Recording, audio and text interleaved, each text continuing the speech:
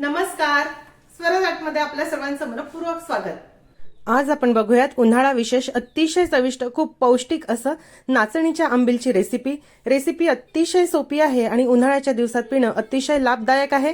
चला तर बघूयात आता याची कृती। नाचणीचं आंबील बनवण्यासाठी सर्वप्रथम आपल्याला लागणार आहे 1 टेबलस्पून नाचणीचं पीठ। हे रेग्युलर पीठ आहे, सत्व वगैरे नाही। यामध्ये आपण 1 ग्लास पाणी घालूया। थंडच पाणी घालायचं आहे, नॉर्मल टेम्परेचरचं, आणि हे नीट मिक्स करून घेऊ। आता यामध्ये आपल्याला चवीनुसार मीठ घालायचं आहे।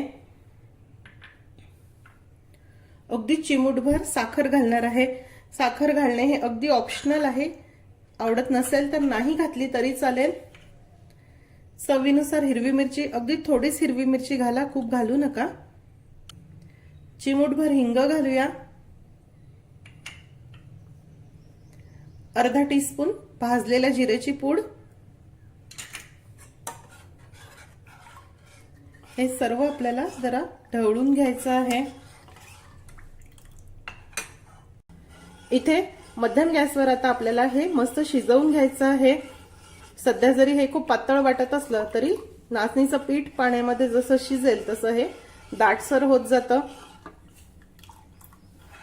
खूप हेल्दी अशी रेसिपी आहे, आपल्या पारंपरिक रेसिपी हा खूप हेल्दी आहे।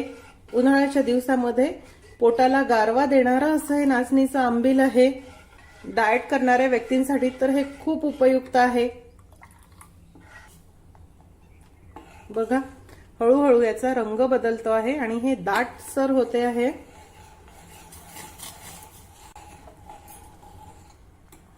तुम्ही बघू शकता पीठ मस्त शिजलं, ह्याचा रंग देखील बदलला आहे आणि दाटसर झालं।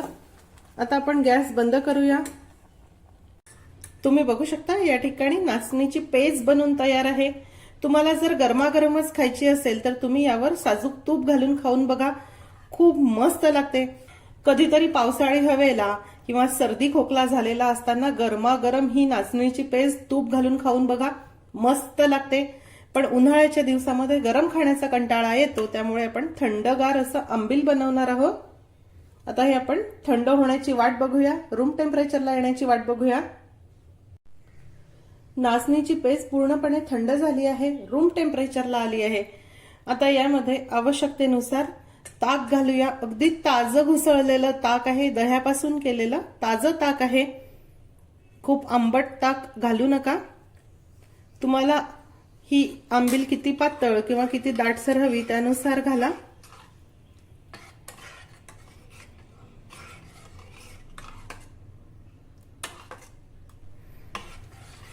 सर्वात शेवटी कोथिंबीर।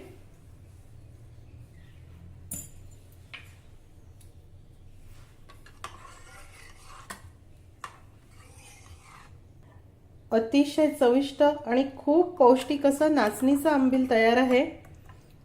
उन्हाळ्याच्या दिवसामध्ये पोटाला गारवा देणारा हा पारंपरिक पदार्थ आहे, नक्की करून बघा।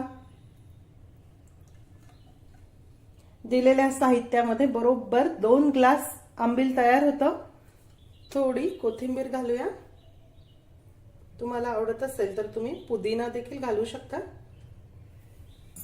तुम्ही या उन्हाळ्यामध्ये हे आंबील नक्की करून बघा। आजची रेसिपी तुम्हाला कशी वाटली हे मला जरूर कळवा। रेसिपी आवडल्यास रेसिपीला लाईक करायला व शेअर करायला विसरू नका। माझ्या चॅनलला देखील नक्की सबस्क्राईब करा। अशीच एक छानशी रेसिपी घेऊन भेटूया स्वराज आर्टच्या पुढच्या भागामध्ये। तोपर्यंत चवीने खा आणि निरोगी राहा।